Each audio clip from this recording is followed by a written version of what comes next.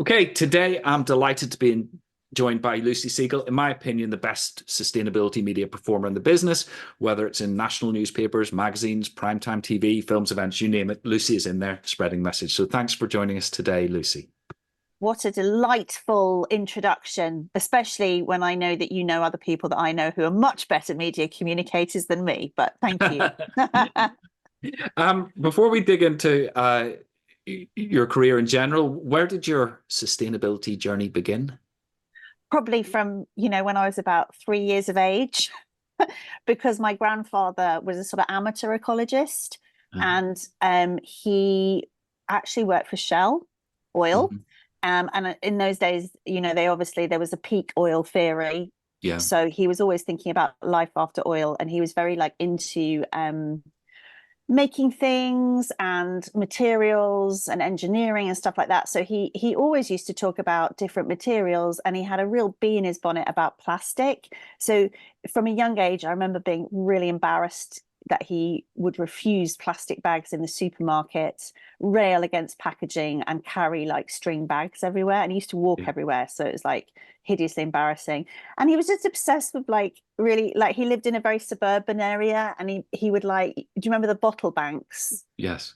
And I don't know if this was true or not, but he said, look, if you go and put bottles in the bottle bank, and on random days a photographer will be there, and you'll win money, like £10, I think. And I was like, really? So I used to spend a lot of time going to the bottle bank, and my family evidently had a lot of bottles. So And you yeah, never got just a tenner? of course, I never got a tenner. And I know it's like an urban myth for the Chester area, but I do think that for me, my way in was profoundly suburban and very like on the home front. So like little Yeah. things you did at home, which really sort of informed my view. I never personally felt separate from it. Like a lot of people say, I don't know how to get involved in sustainability. It's a climate bubble. For me, that never existed. And I can only think it was because of like how the significant adults around me were acting. Yeah.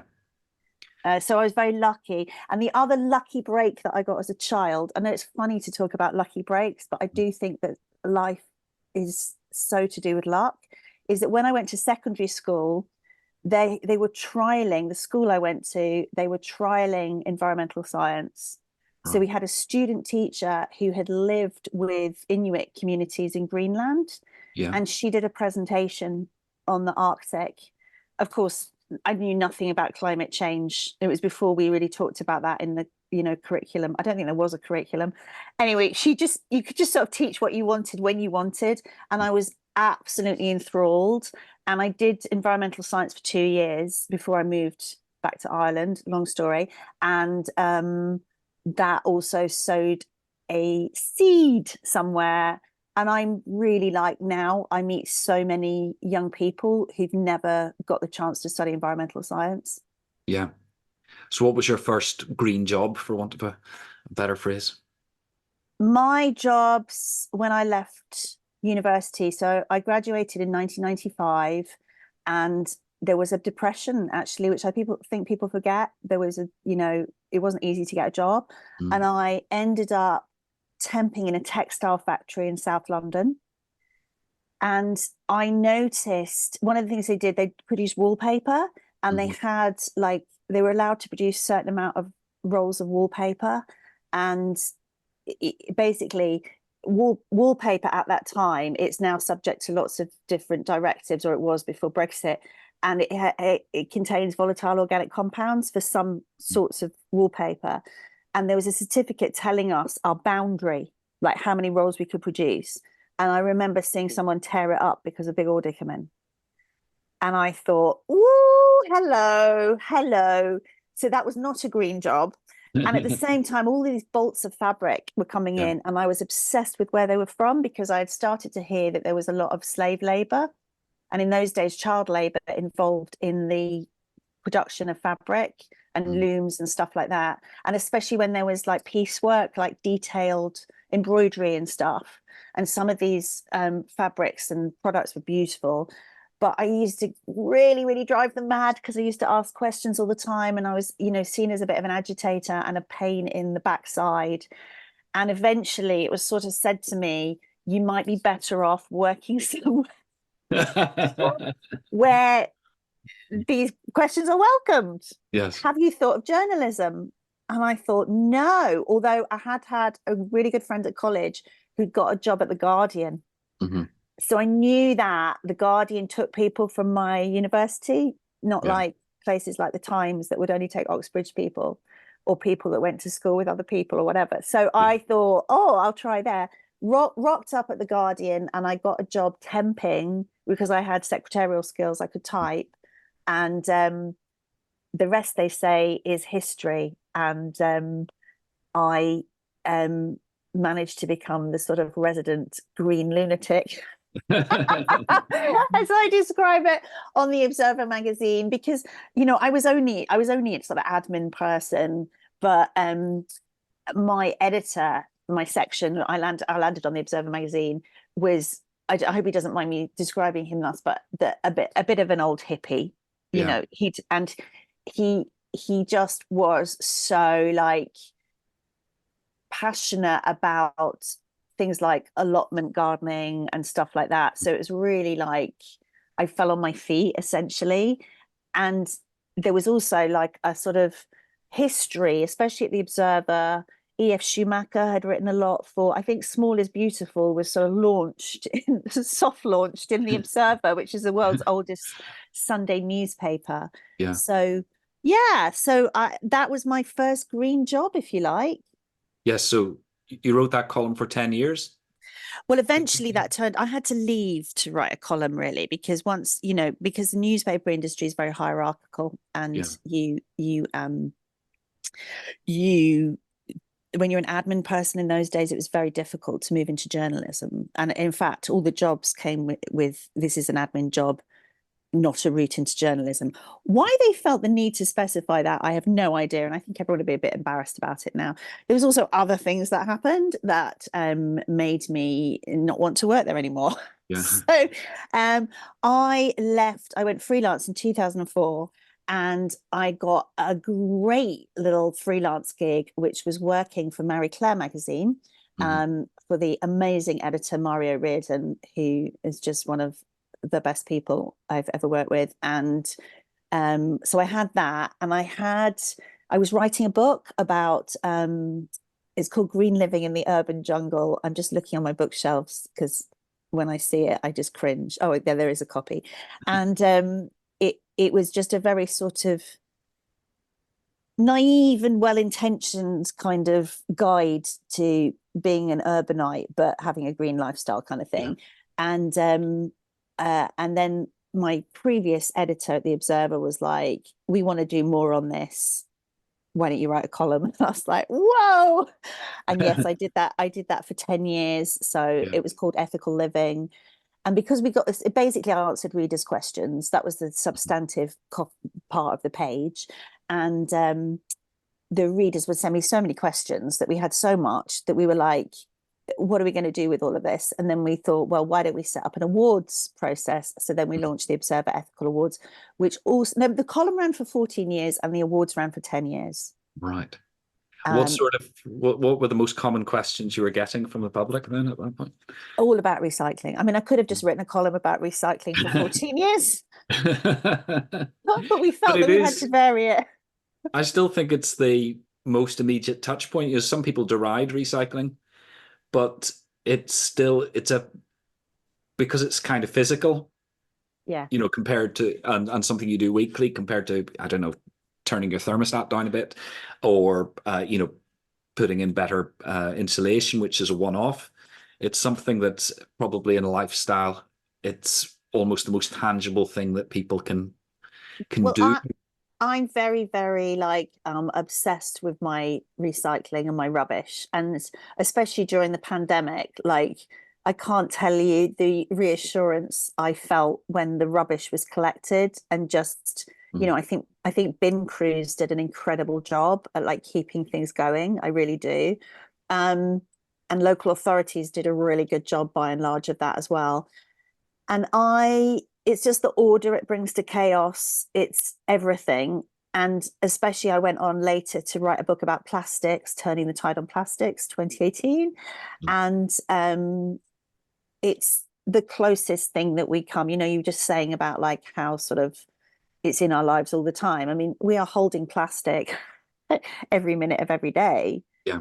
And it's the way that materials pass through our lives, and we try and make sense of the existential crisis that we're in, which a lot of it can be attributed to our misunderstanding about materials and the way that we have been forced down different routes, mainly plastic, non-biodegradable materials for disposable items, which is obviously a complete, like, gives us such cognitive dissonance. I mean, none of it makes sense. And recycling is the point, when the little space that you get and you're like, okay, breathe, let's make this make sense. But, you know, throughout my career, I've worked with families on this because it's a very like illustrative way of doing this topic, is to like embed a reporter with a family or an expert with a family or whatever. And, you know, I've one particular family that I work with in Manchester, and for the one show we did a whole series with them, and the dad would come back from work every night, and he would spend 20 to 25 minutes going through the bin, taking out all the stuff that shouldn't have been put in there and rewashing it. And, you know, he was really on one about his recycling. Yeah. So it has almost, some people have a sort of, it's like a sort of meditation or something. I can empathize with that, Dad. I get upset when people put the wrong thing in the recycling bin. They know it upsets me, the rest of the family. Do they? Are they provoking you? So, you know, you say the most common questions were about recycling. I suppose you probably got quite a few weird questions, but what was the weirdest thing that you actually decided there was was worth putting in the column? The most niche? The most niche, I mean, there was some which was so like hilariously Guardian. Yeah. And they were things that often get picked up for private eye or whatever, like Sue's Corner, like that kind of thing is probably my favorite thing. But the one that stands out for me, and I really, really liked it because I'm from a family of musicians way back, and we all play wind instruments, and, you know, you'll know that Northern Ireland has a long history with the flute, and you know, I'm very balanced. I play the tin whistle and the flute, so I really, really like. And I've got a really extensive repertoire of traditional music as well. So basically, I couldn't resist it when I found somebody who was, or a campaign that was sourcing sustainable hardwoods for clarinets. You're right, that's peak Guardian. Peak Guardian, and it's so middle class, and it's so but actually, ironically, my music is like not middle class at all. It's like my whole background is from incredibly working class musicians and blah blah blah. So but you know how it seems anyway. So that made me laugh. And the other one that I'm very, very passionate about, the other thing I'm very passionate about is Surfers Against Sewage, which is an NGO, and I've been a trustee for a few years, and before that I was a member and a supporter for like years and years and years. And I think, you know, so I did do one on sustainable surfboards, which is actually a really big thing, because actually there's just a film that's just come out, a documentary about wetsuits, for example. Yes, I was aware of that. I've also done a news piece about wetsuits, and and neoprene is like an environmental disaster. And like everything, we now have not just fast fashion, we have fast surfboards, we have fast wetsuits, and everything's been speeded up and rapid production, and the disposability and the throwaway. All of these items are now screaming, use me once, chuck me. And it's like, surfboards, really? I mean, when at Surfers Against Sewage, when King Charles or Prince Charles became our patron, we gave him this beautiful handmade wooden surfboard, which he was delighted with. But just seeing that, like, I'd never seen that before, and seeing the craftsmanship and the how beautiful that piece Yeah. was, just gave me a different perspective. So sometimes when you're talking about ethical consumerism, people have never seen the alternative before. Mhm. And, you know, there's a lot of politics and personal politics and psychology around consumerism. And I really, really understand the charge that, particularly when people are under pressure and we're taught to define ourselves by what we have and what we don't have, materialism, seeing something really beautiful that you can't afford can be a trigger for some people. Yeah. But for me, because I've come from this sort of background of production and manufacture and textiles and all the rest of it, and I'm interested in craft and how it's applied, I see beauty even if I can't afford anything. So I just look at stuff all the time. And I love that. You know, I've got books on different like embroidery techniques and stuff like that, Yes. or looms or stuff like that. I will never own these pieces and I don't seek to own them. But I do think somehow we need to divorce that beauty away from why are you showing me this? You know, away from the trigger sort of thing. Yeah. But anyway, that's a whole different topic. Yeah, well, there's quite a few issues there that I want to pick up on a bit Yes, later good luck. on. Sorry, I talk in But no, massive it's okay. rambling circles. It's lots of hooks that we can hang future questions on in a bit.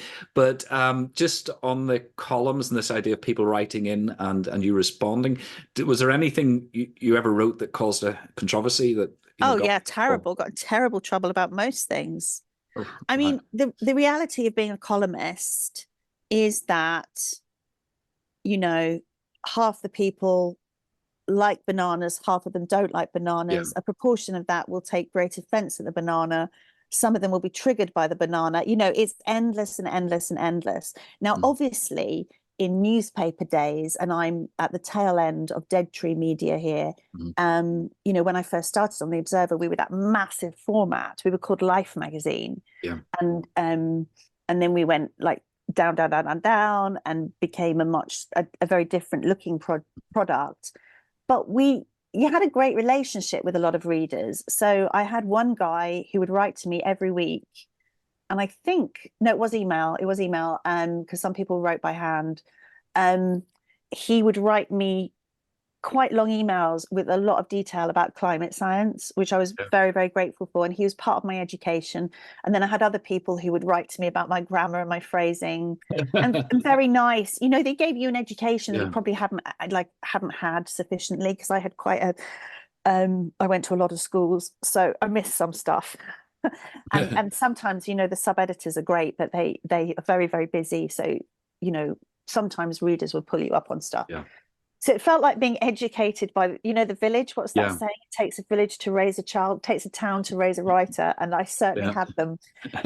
And then sometimes when you get into trouble, back to your point, is usually member interest groups. So you would offend farmers, and I wrote something about dairy, which may have contained a couple of inaccuracies.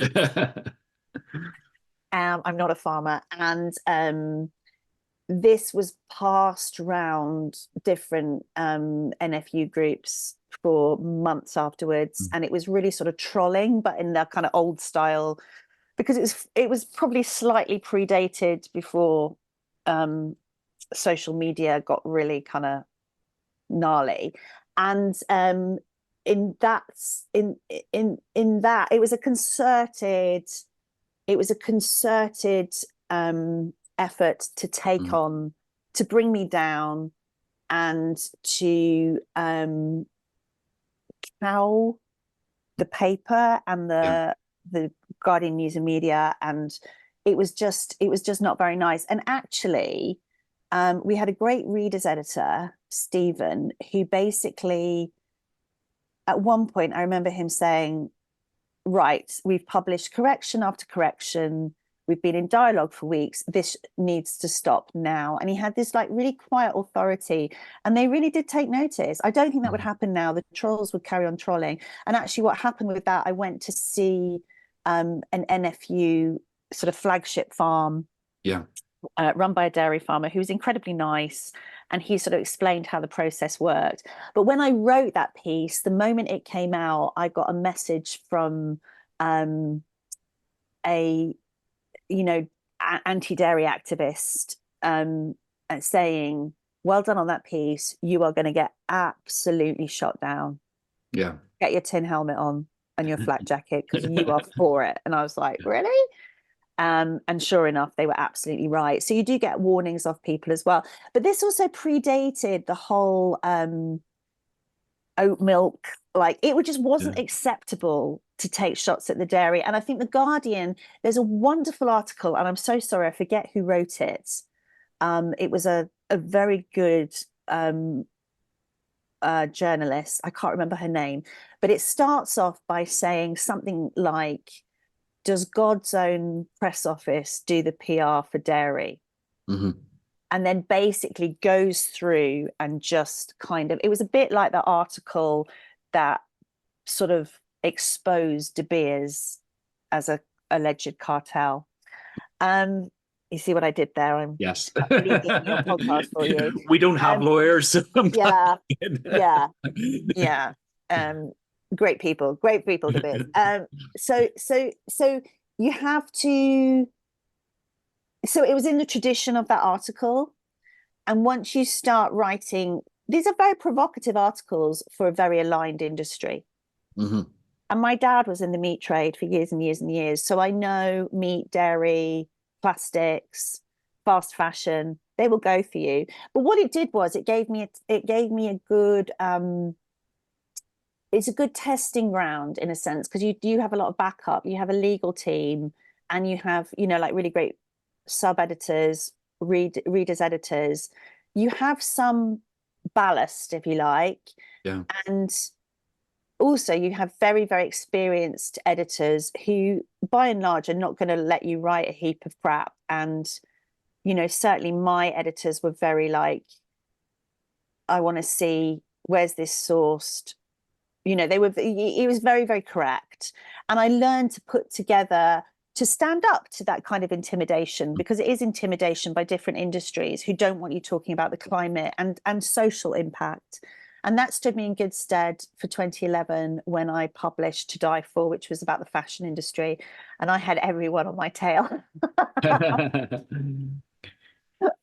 So you've already mentioned the One Show on the BBC. Yeah. And that's the most mainstream of mainstream British TV for anybody listening from overseas. Obviously, The Observer, to a certain extent, you were probably speaking to the choir. Obviously. Yes, pretty much. An example of where it came out, but and they were telling me, some readers were going, you need to do better on this. You need to go harder on this. Have you thought about this? Have you thought about this? So in a way, it was like having, thousands of researchers. Yeah. So switching to primetime TV. Yeah. Did you have to change your message, or your language, or the way you put information across? Oh my God, it was so weird. Like, in a way, I think naturally I'm more One Show than Observer. So I was always a bit of an outsider at the Observer, in the sense that I'm not really from, oh God, I don't want to be rude to my lovely parents, but I'm not from like an intellectual media family. Yeah. Not that I'm saying that everyone at the Observer is. I'm sure there's a big mix of backgrounds, but I had an education there, and it was like, I learned a lot, and I learned, if you like, I had access to the sort of liberal establishment, which a lot of which was new to me. And it was kind of great. and then but it was also very closed, and I felt it was only so far that you can go. I don't think it was great with women, which is a whole other topic, which I have tested to destruction in public quite recently. But yeah, there's definitely some issues with it. Whereas the one show, I mean, I've always been a massive TV consumer, like personally, like I'm absolute square eyes. I love TV. I watch absolutely everything. I was, essentially nurtured with Coronation Street. I love mainstream television so much. And it was sort of said to me at the time, when I started doing bits of TV, I actually started with BBC Breakfast when I wrote my little book about being green in the urban jungle. They had me on as a guest, and you know very sweetly, one of my dear friends used to do lots of TV reviews, so she got the tape of my performance on BBC Breakfast, and she organized a little screening. She had the VHS. And I was horrified. I was like, people are judging me, and I didn't go to it, but they all came back and they were like, "You're really good. You're really natural. You should do this." Yeah. And it was sort of said among my colleagues, actually, you're very TV. Yeah. It's a bit code for you, a bit common, I think, but whatever. But I thought, oh, actually, I really like, that's a form of expression I really like. Hmm. And so the one show came up completely by random. Another friend who basically was working for a TV and theatre agency, and there was a call out. I didn't know any of this, by a lovely producer at Bristol called Inga Samuels, who's absolutely lovely, and she somehow got in contact with my friend, and my friend had sent her, must have recorded something of me ranting on about plastic bags and how annoying they were. Yeah. But this is before the plastic bag tax. And Inga saw it and she was like, we'll have her. And I didn't know at the time, but we were crewing for the one show. And at the start, must have been about 12 people, all different areas and different broadcasting experience, who were brought together as the one show family for the launch. And I remember we had a shoot, so we were all in this picture together. For some reason, there was a shopping trolley in it. That's all I can remember. And I was given a sort of litter picker and a bin to pose with. And I thought, well, this is awful. Everyone else looks really glamorous, and I'm standing with a bin. And I didn't know what was going on. And I remember Steve Backshall, the brilliant wildlife man, was sort of trying to explain to me, I think in a quite coded way. He was like, do you realize this is a job? And I was like, oh, I just thought it was a one-off. Yeah. And then I went on these shoots, and you had to make these films. You had to present these films. I'd never done that before. I had no clue what to do. So I used to basically just watch. Fortunately, I watched so much television that I was able to sort of channel Davina McCall and Anne Robinson in some sort of weird blend. And I had not a clue what I was doing. So I was working with all these different independent production companies who all made these VTs for the one show, because that's how the show was formed. Yeah.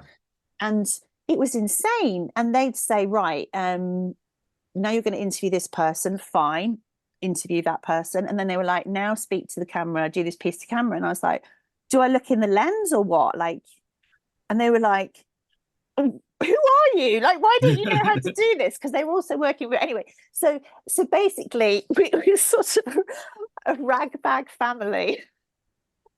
And then suddenly, I was being sent out to shoot all over the country, many nights, many days a week, and it was full on. And it was, there was profiles in the Radio Times, all the rest of it.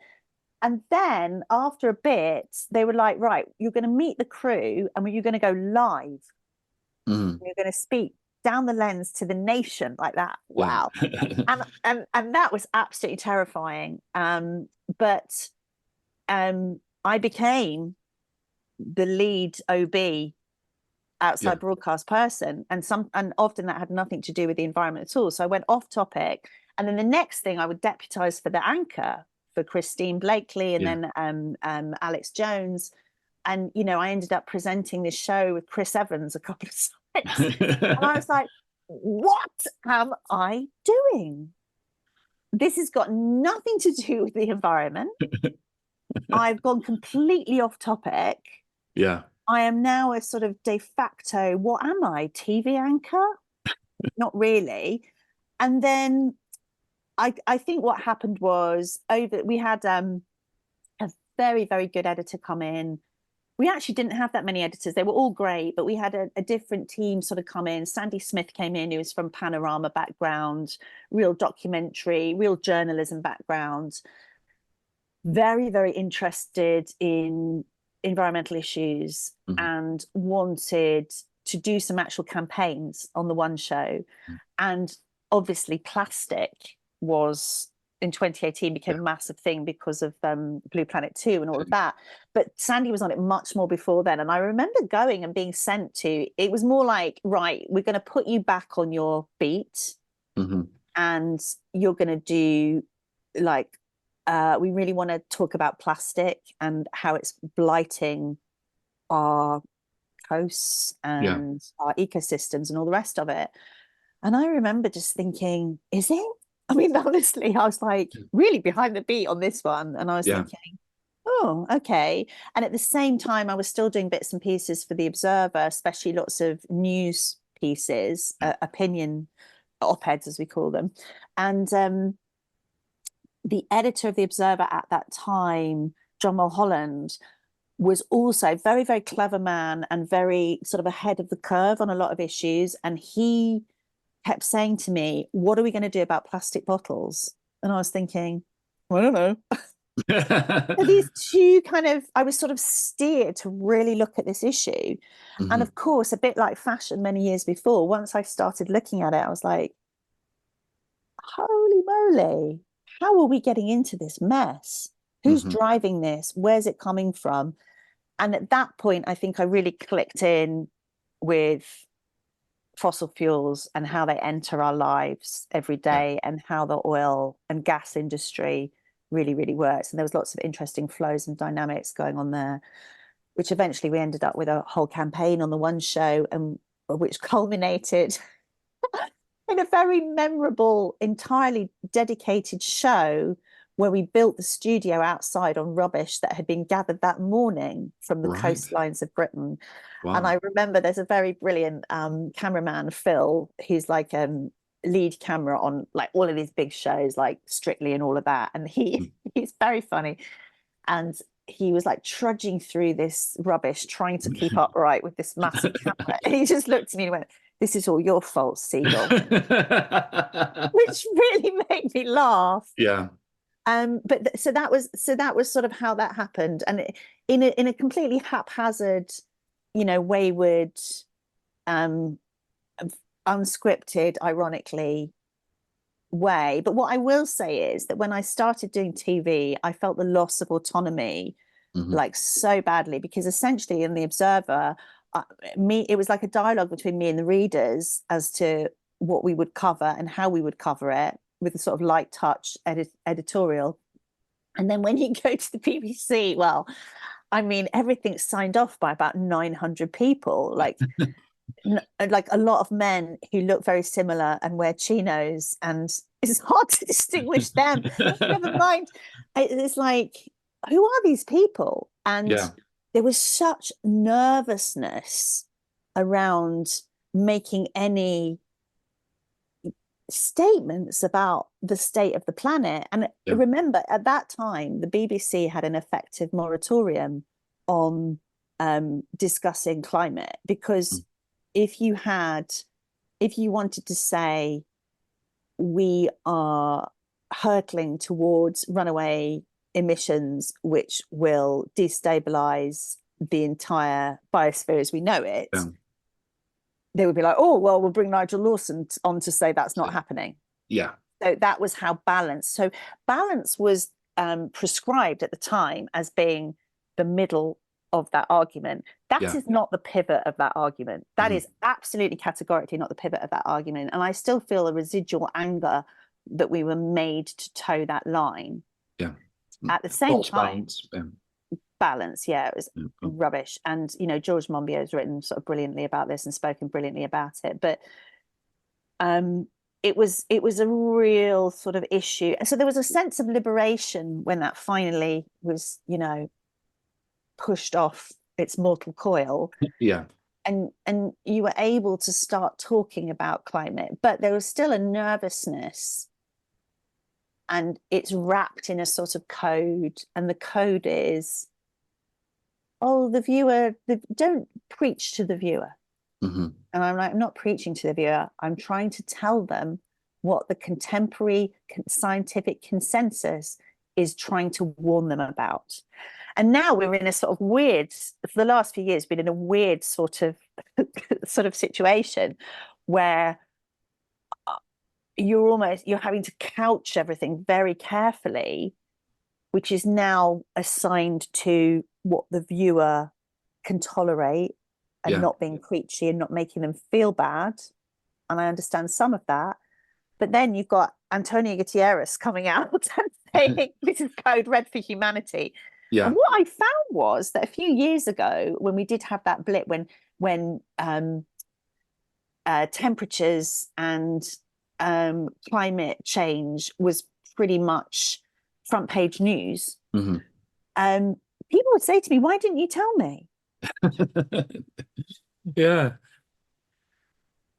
But it's an interesting one. But climate, obviously, you know, you mentioned the plastics, and it always strikes me that things like the plastics, again, a bit like recycling, because it's tangible, people can see it. Yes. You know, you'd struggle to have done the same thing on climate change with creating a stage out of what? Carbon dioxide. It's not I going to would have work. liked to have Whereas tried. plastics, yeah, plastics people can see. So it wasn't Well, only Blue Planet 2. If you remember, there was the National Geographic photo of the seahorse with the cotton yes. bud. And Yeah. that sent shivers down my spine. Yes, but that again would not have had the reach of the Yeah, 15 minutes in Blue Planet 2. yeah, So I think working in TV, you really get a sense of where the shifts are. yeah. And, you know, most of them seem to involve Sir David Attenborough. But yeah, I mean, I think it's interesting that I've heard the producer of that show speak a few times at National Geographic Society, actually. But he is his name Gus. Anyway, he points out that was just 15 minutes of that whole series, and it's Yeah. 15 minutes that changed everything. But it was Mm-hmm. like a green light for broadcasting, and then it was almost like an arms race. Like, can we tell a bigger, more dramatic story about plastic than Sky News, who they're going big on this? And then, well, not Yeah, really. Nobody really cares what Sky News does, but you know, it's like it sort of liberated a lot of that, and then it really had cut through. It really had cut through. I mean, the thing that I will say about film and TV is that what an incredible, amazing set of talents there are behind the scenes. Like, you know, I often feel like the camera's on us, but it really shouldn't be. But you know, it's more of a meritocracy, I found, than newspapers. Like, if you're a runner, a junior researcher, whatever, and you've got a great idea in a production meeting, they'll go with the great idea. It doesn't yeah, matter who you are. And you just think, if I could unleash all of this talent and passion on climate, yeah, then they would come up with something. They'd find a way of doing it that made sense. But yeah, you know, constantly I'm being told it doesn't work, or we can't go in that hard, and I think it makes us slip into quite lazy tropes, because we have like I think we have a sense that serious science can only be presented by men of a certain age. mm-hmm. And I don't agree with that. And I have experienced it. I felt like I've experienced a man being brought on to Right. say something that I would ordinarily say. And, you know, I did push back against that, because my viewers know me, and we've sort of committed to whatever happens, going through it together. Yeah, But in order to do that, I need two things to happen. I need to be allowed to have difficult conversations, mm. and I need to be on air. And unfortunately, when you get to a certain age, that gets harder and Yeah, harder and harder. So you really are pushing against things. And of course, the political climate in the last while has been extremely hostile mm-hmm. to mainstreaming environmental action. Mm-hmm. Hopefully that will ease at some point, but it's been disgraceful, if I'm being Yeah. completely frank. Well, you mentioned just leaping back to what you were talking about, your work with Surfers Against Sewage. Yes. When we're recording this, we're in the middle of a UK general election campaign. Of all the environmental issues, sewage and rivers and beaches seems to be higher. Yes. Now, is that what we were talking about before? That, it's tangible. It's something that people can get their heads around much more than, shifting temperatures, or It's something that people feel confident getting angry about. Mhm. And I think it's because the connections are very clearly made between these massive profits and shareholder siphoning of, and water bills are high. So I think people are paying for something and they're seeing what a lot of people would describe as corruption going on. And they are very, very, very unhappy about it. And I think that, there's an argument that says if you lined up all this vested interests around climate in a very tangible way, people would feel just as angry, if not more so. And I think some people are starting to. But yeah, the water is a very immediate thing.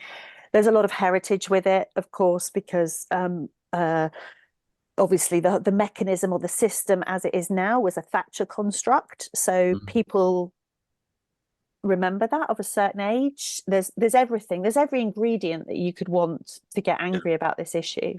And there's human health and a worry about your kids and your grandkids and all the rest of it. So it's kind of quite similar to plastics in that it's a very emotional, triggering response.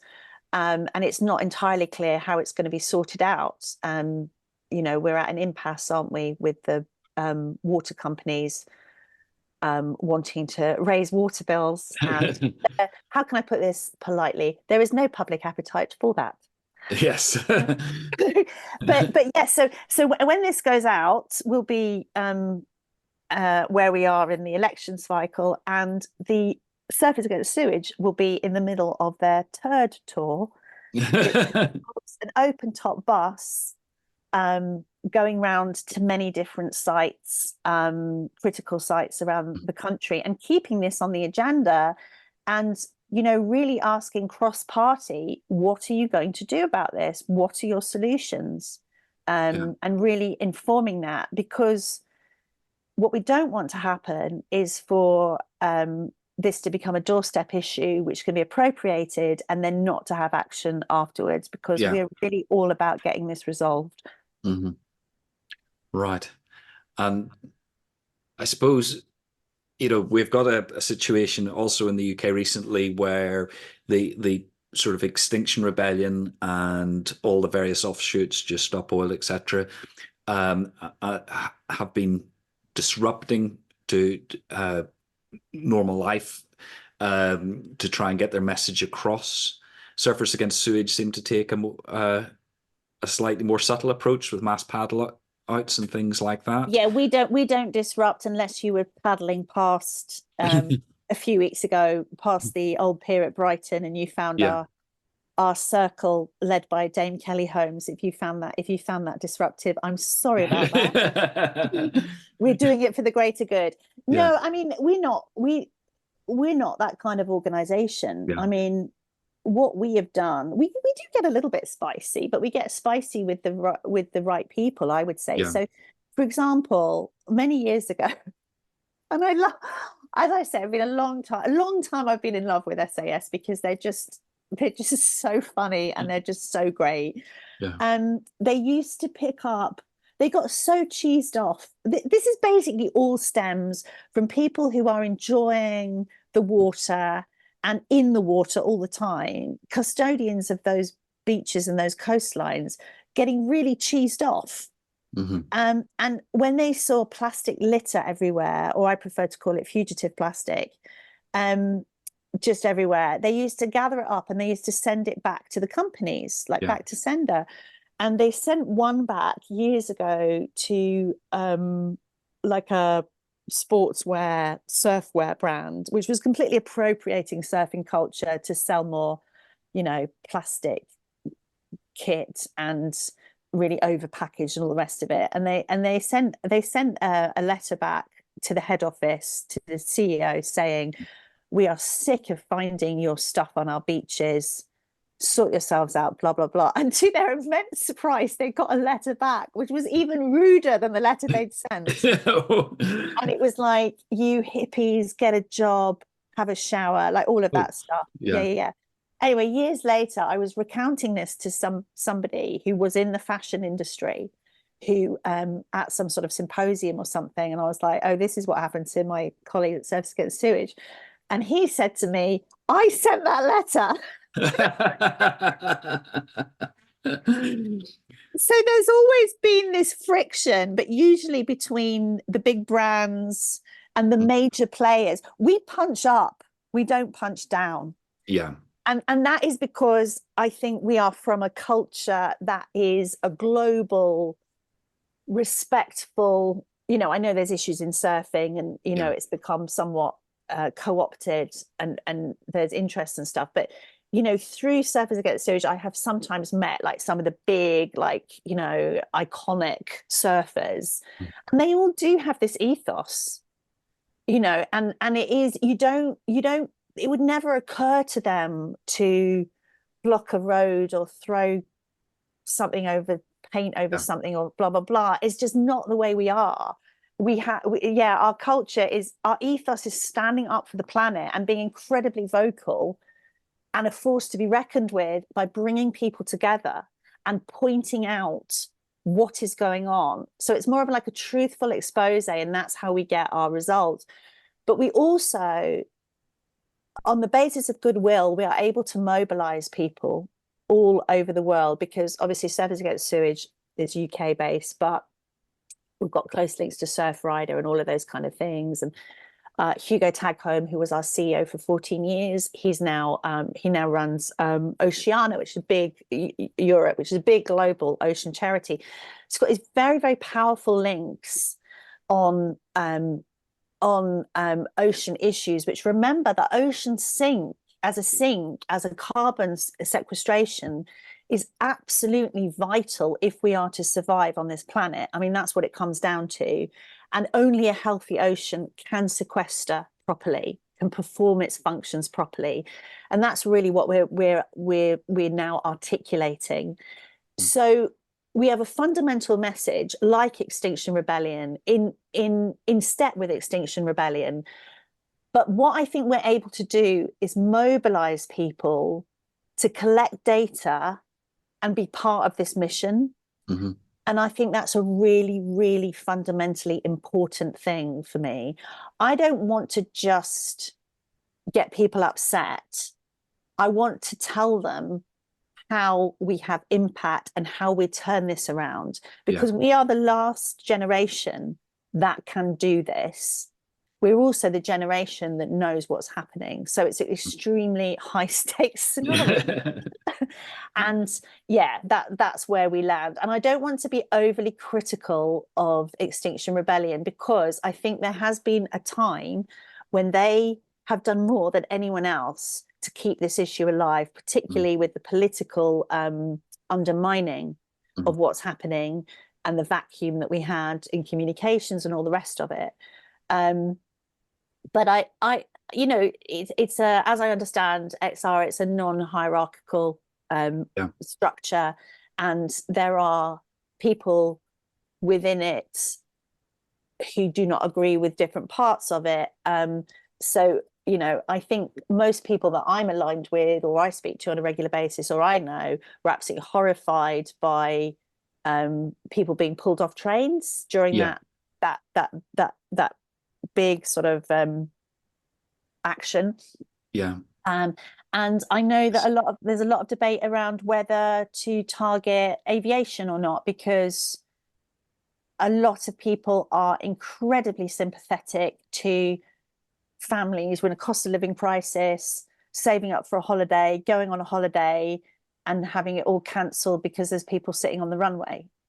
And that's people who are in XR, support XR, who've said that to me. Yeah. You've That's got to play interesting. smart. You've got to play smart. You've got to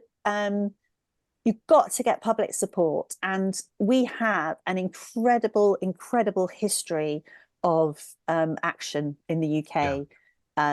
I recently read a brilliant book by Lynn Jones, who is possibly one of the cleverest people I've ever met. Like, so accomplished. She's a doctor. She's a psychologist. She's set up an amazing charity in the Balkans after conflict there, post-resolution expert. And she's also, she was an activist at Greenham Common right the way through, and also XR. And she deconstructs everything really, really well in her book. I just can't remember the name of the title, but I will do. And it just really dawned on me that we have such, not just a history or a legacy, we have really deep understanding of how to do this. Yeah. But we need to read the lessons, and we need to understand them. Yeah. We're running a little bit short of time. I don't sorry. want to go longer. No, it's because I do. But I wanted to go on to something which you've mentioned a couple of times already, which is obviously a passion of yours, which is sustainability in the fashion industry. Mm-hmm. Was it 2011? You said you wrote your book. So what was it published in 2011? It took me about 4 years to write it. So what was the message from the book, and have things changed since? Oh, yes. So the message in the book was, so it's called To Die For. Subtitle is Fashion Wearing Out the World. Spoiler, yes. And it was basically one of the first books that exposed the environmental and social footprint of fashion, the true cost of this industry, which had become a pastime for many of us. And it just sort of did a job, quite perfunctory in some respects, of revealing what the footprint and impact might be. And I had a stab, because there wasn't any data at all. I had a stab at just trying to show what the likely impact would be. And I estimated clothing production at around 80 billion garments a year and stuff like that. And people were like, oh my God, that's terrible. A lot of the stuff that I talked about and exposed in terms of the human cost, and there's 101 different points to making a garment in sort of classical garment production theory. Each one of those is loaded with environmental impact, but also about 4 to 6 of those points involve intense exploitation of workers in an outsourced model, which is one of the hallmarks of today's fashion industry, yada, yada, yada. So that 4 to 6 points, some of the stories were so tragic already. So we'd had the Tazreen fire disaster, where people had been locked into a building and burned to death. And they were locked in because they needed to complete this order because of the pressure. It's all to do with pressure and exploitation. Anyway, a lot of people within the fashion industry, when the book came out, were very, very upset with me. I had a very scratchy conversation with Jeff Banks, for example, on Woman's Hour, who used to present the clothes show, and he basically called me a liar. In 2013, Rana Plaza collapsed, killing over 1,000 people in a single morning, most of them young women working for Western brands. It was a mixed-use facility. A crack had appeared in the building. All the other industries, banking, retail, had not been forced back into the building. My point was, and remains, the garment workers are always forced back into the building, and that's why they died. And that was a catastrophic loss of life, which has been predicted not just by me, but by other people years before, who had basically really, really analysed how that production worked. So to some degree, the fashion, outward-facing fashion industry in the UK had to modify a little bit and had to stop saying, calling us liars and stuff like that. So it went on this sort of charm offensive, I guess, and moved itself across the line and started saying, we are sustainable because we're doing this, we're doing that, we're doing that. I have never been convinced by any of this. What I didn't predict was that it would get even worse and even faster. So at the time of recording, time of us speaking, Shein, which was founded in China in 2012, which is a direct-to-consumer model, a marketplace model, which drops up to 6,000 to 10,000 new designs each day, each week. I think it might even be each day, and then has this testing model. So it has a very close relationship with its customer base. There's 150 million people who are on its app. Yeah. And some have described this as being like they're hunted, especially with Gen Z. Anyway, so they have this model where they source anything can go into production, has thousands of factories in a very specific region of China, which are quite small factories, but they are producing for this business model. It has changed the parameters. We're now in the ultra fast fashion. Yeah. It's trying to list on London Stock Exchange. By the time this goes out, we'll know whether they were successful or not. And there's a big debate going on about whether they should be allowed to or not. New York Stock Exchange has essentially refused them due to concerns over human rights abuses in cotton supply chain, which is quite technical. And Shein has also been on a charm offensive, popping up at Davos and stuff like that, and has also moved itself across to the solution side and is now saying, no, our speed means we are sustainable.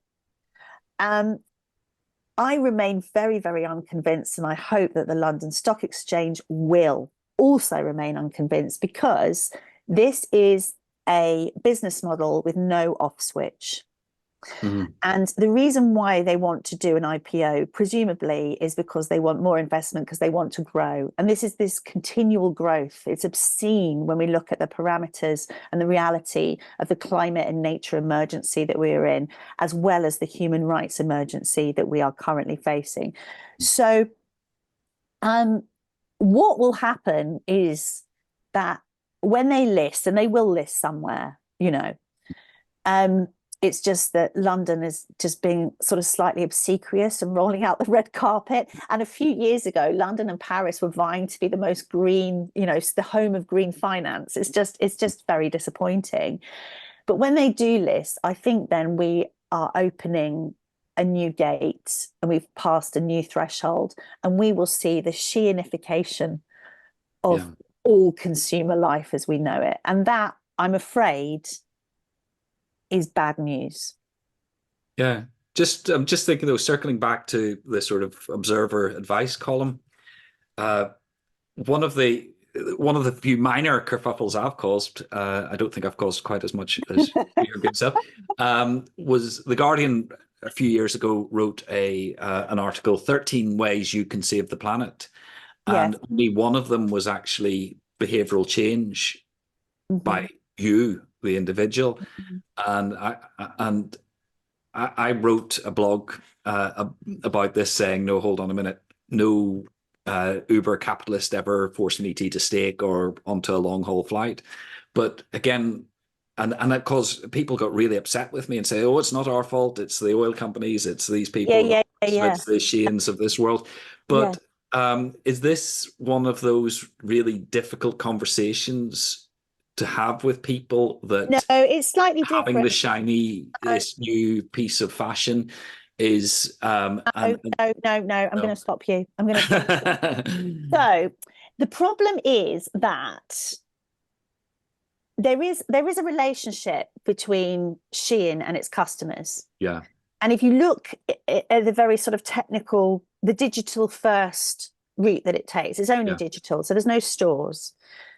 It's a relationship which they argue is really beneficial, because they sort of say, if I can see into your mind and I know what you're going to want in the next 5 minutes, I'll just provide that, and that will give us less waste. I mean, really? Anyway, so there's all this sort of justification using AI and really understanding the customer on this, like, you know, granular level and all of this kind of stuff. But the way that fashion has gone is a bit like food, in the sense that the business model, the tail is wagging the dog. And it's not just wagging the dog, it's creating the dog. So if you look at the way that the food industry has been co-opted and subverted ultra processed foods and channeling power into, you know, huge corporations who don't know whether you live in Milton Keynes or Reading or whatever. And if you look at the knock-on effect of that, it's things like food deserts. So you can only buy ultra processed foods. The same is true of fashion. You can only access certain sorts of fashion, and that's exacerbated by cost of living crisis and all the rest of it. So it is then, and some of it's cultural as well, like the pressures that you might feel as a young Gen Z woman are not pressures that we would understand necessarily. The insecurity that you might feel because of Instagram, the way to desire to look a certain way, blah, blah, blah. You can't just turn around to them and say, stop, take responsibility, because we have created an ecosystem which is set up in 80%, 90%, I don't know what the percentages will be, to work in the favor of Shein, etc. And we can substitute a number of brands for that. So the stuff that I was describing in 2011 looks almost like, you know, Pollyanna-ish. I mean, it looks almost like nice compared to what's happening now. And that was when over 1,000 people were killed in a single morning. So you have to think, my God, what is the problem with this? So I just don't think that we can pivot back to customers. And we do this a lot. We do it in documentaries. We do it in conversations, in debates. I will do it tonight. I'm going to begin to debate about sustainable fashion. And I will be told, well, the customer wants it, the customer doesn't want it, it's up to the customer. If it wasn't great, they wouldn't like it. It's gone way, way beyond that. And at the same time, we do know that IPCC 6th assessment was the first time, I think, that personal footprints and personal budgets were discussed in an IPCC context. We do know that behavior change and personal responsibility is part of this, but we're now so adrift from that, educationally, culturally, in every way. It's now the opposite. If I say to someone, I want you to take responsibility for what you buy and blah, blah, blah, I'm basically called, I mean, I come across as unreasonable. And that I do understand where that's come from. I think you have to meet people where they are. And this fashion consumer is not where we are. Or we would need to be to have that conversation. So what do we do about that? It's a massive, massive problem. I will say this, though, it has been a considerable source of frustration for me. And I do think The Guardian has gone through this phase.